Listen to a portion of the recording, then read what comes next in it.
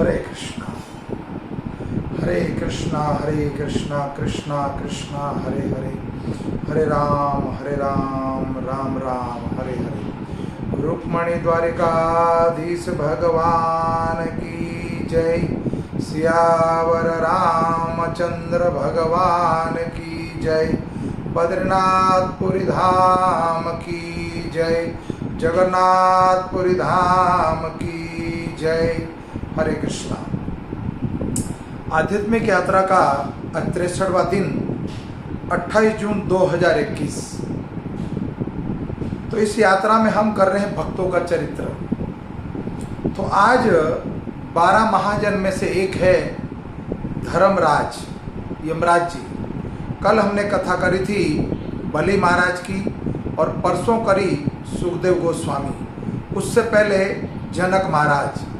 तो सबसे पहले हम 12 महाजनों में से तो कथा कर चुके हैं। प्रहलाद महाराज, विष्णु पितामह 2 और तीसरे जनक महाराज, चौथे सुखदेव गोस्वामी, 5वें बलि महाराज।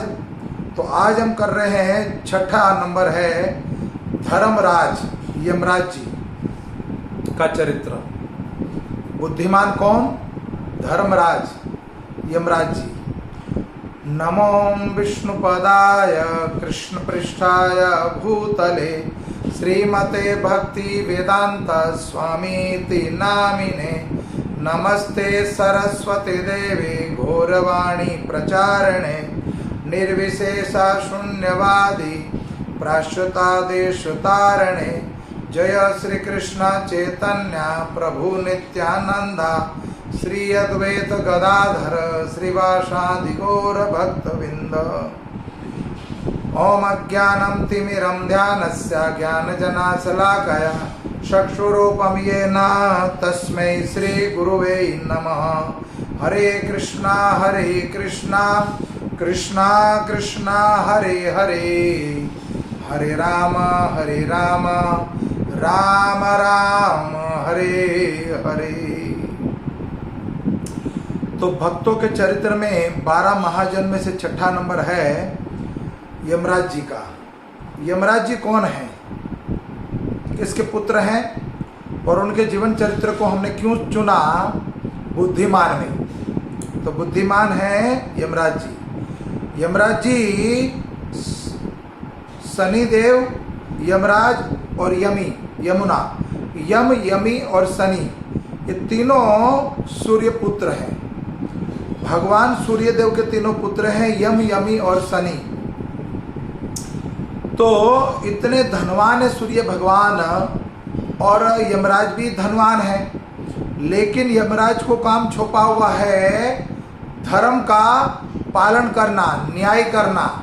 तो जिसके पक्ष में धर्म होता है, जिस व्यक्ति ने धर्म को बड़ा भाई माना हुआ है, उस व्यक्ति को बुद्धिमान मानना पड़ेगा ना। यमराज जी भगवान के इस सृष्टि के सबसे बड़े धर्म शासन पर, न्यायाधीश की सीट पर बैठे हुए हैं। वो संसार में प्रत्येक जीव के प्रति उनको न्याय करना है। जैसा जिसका कर्म है उनका फल उनको देना है। तो न्यायाधीश है इस संसार के सबसे बड़े। तो उनका नाम है धर्मराज, भी नाम है कि वो धर्म का पालन करते हैं। एक बार यमराज के यमदूत चले गए थे भगवान के परम भक्त अजामिल को लेने के लिए चले गए वो। लेकिन अजामिल भगवान के परम भक्त निकले कि उनके मुख से नारायण नारायण नाम का उच्चारण हो रहा था। तो ये यम वही है जो संसार में प्रत्येक जीव का न्याय करते हैं। तो भगवान के न्यायाधीश हैं उनके भगवान के राज्य में। तो यमराज जी 12 महाजन में से एक महाजन है, और यमराज जी धर्म का पालन करते हैं। तो धर्मराज का अवतार, धर्म का अंश हुए हैं युधिष्ठिर महाराज। और संसार में जितनी भी आपत्ति आई तो उस वक़्त भी धर्मराज उनके शरीर के अंदर थे। तो धर्म का पालन किया, कष्ट आया इतना सारा उनके जीवन में। जब धर्मराज यमराज जी का अंश जो प्रकट हुआ कुंती महारानी के द्वारा, धर्म का सबसे पहला पुत्र जो मांगा वो धर्म से ही मांगा था, ताकि धर्म की, अगर धर्म उनके घर में होगा तो बाकी परिवार के लोग भी धर्म का पालन करेंगे। तो सर्वप्रथम कुंती महारानी ने गुरु दुर्वासा मुनि के जो मंत्र थे उनके, उस मंत्र का सबसे पहला जो आशीर्वाद प्रसाद पाया वो धर्मराज से पाया। इसलिए उनके पुत्र का नाम हुआ धर्मराज युधिष्ठिर।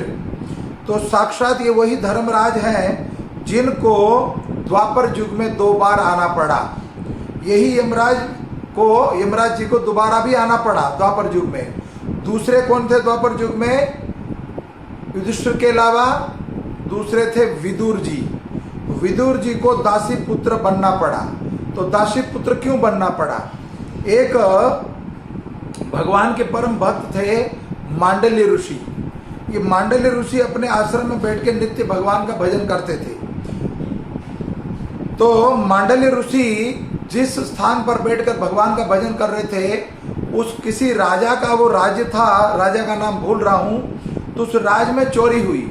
तो चोरी हुई तो मंत्रियों को और अपने दूतों को राजा ने भेजा कि देखो हमारे राज्य में चोरी हो गई है, तो देखो कौन चोरी का माल लेके गया है, उसको पकड़ कर लाओ। तो जब उनके दूत ढूंढते ढूंढते प्रत्येक स्थान पे ढूंढ रहे थे उन चोरों को, तो चोरों ने क्या करा, चोरी का जो धन था वो मांडल्य ऋषि के आश्रम में फेंक दिया। और मांडल्य ऋषि इस तरह से अपराधी गिने गए। तो जब मंत्री और दूत ढूंढते हुए चोरों को ढूंढते वहां पहुंचे, तो चोर भी वहां पाए गए मांडल्य ऋषि के आश्रम में। तो मंत्रियों और दूतों ने मांडल्य ऋषि को और उन चोरों को सबको पकड़कर राजा के सामने पेश किया। तो राजा ने चोरों को तो छोटा मोटा दंड दे के छोड़ दिया, लेकिन जब उसने मांडल्य ऋषि को देखा कितना बड़ा भगवान का भक्त बनता है, साधु बनता है, इन्होंने तो धर्म के नाम का पतन किया है, इसलिए इनको सूली पे चढ़ा दो। तो जब मांडल्य ऋषि को सूली पे चढ़ा दिया, लेकिन टस से मस नहीं, उनका बाल भी बांका नहीं हुआ। तब राजा को ये पता लगा कि शायद मुझसे कोई अपराध हो गया है, ये बहुत बड़ा पुण्य आत्मा है कोई। तो मांडल्य ऋषि को पूछा कि मुझे क्षमा कर दो, मुझसे बहुत बड़ी गलती हो गई न्याय करने में। तब मांडल्य ऋषि कहते मैं तुम्हें तो मुक्त करता हूं, लेकिन संसार का जो न्यायाधीश है, जो संसार का न्याय करता है, मैं उसके पास जरूर जाऊंगा।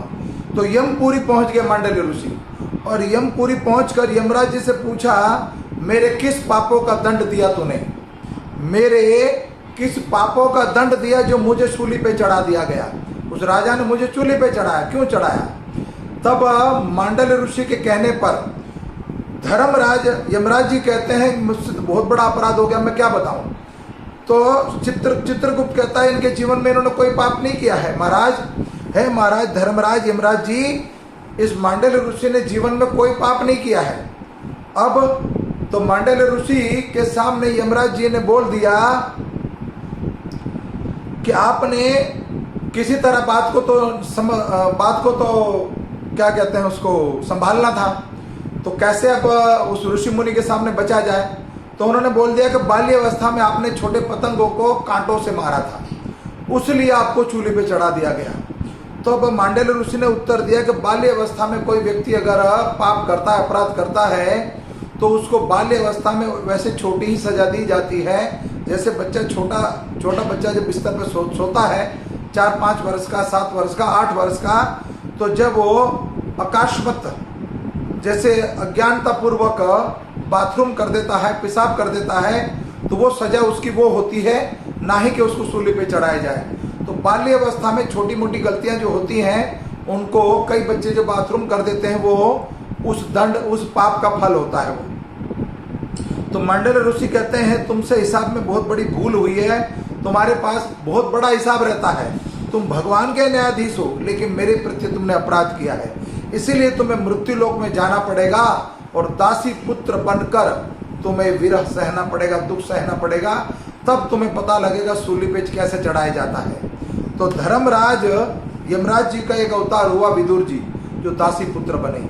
तो कई बार वो अपमानित करे गए दुर्योधन के द्वारा, और धृतराष्ट्र के द्वारा, पांडु तो उनको अति प्रिय थे, तो ये दासी पुत्र बनने का जो कारण है यमराज जी का, एक बार गलती हो गई तो उनको मृत्यु लोक में आना पड़ा, दासी पुत्र बनना पड़ा। तो धर्म की गति बड़ी सूक्ष्म होती है। तो धर्मराज युधिष्ठिर उनके पुत्र हैं, तो ऐसे यमराज जी धर्मराज से भी अगर गलती हुई तो धर्म के पथ पे जो चलता है, तो कहते हैं धर्म की गति सूक्ष्म है।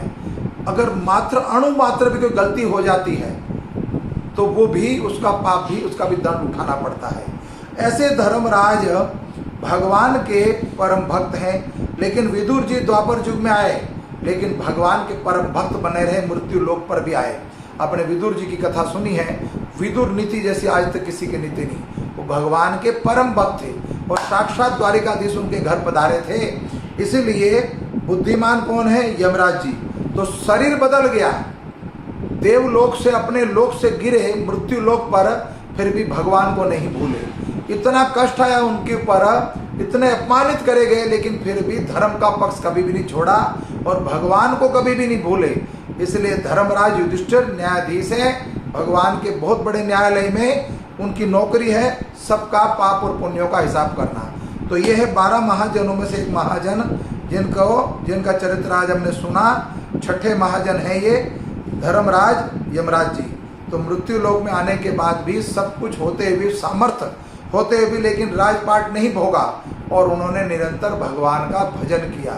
तो बुद्धिमान कौन हुआ? यमराज जी। धन्यवाद। हरे कृष्णा। जगत गुरु श्रील प्रभुपाद की जय।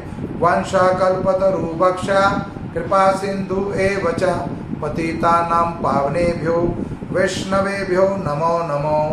रुक्मणी द्वारिकाधीश की जय। द्वारकापुरी धाम की जय। जगन्नाथपुरी धाम की जय। बद्रीनाथपुरी धाम की जय। रामेश्वरपुरी धाम की जय। जगत गुरु श्रील प्रभुपाद की जय। हरे कृष्णा।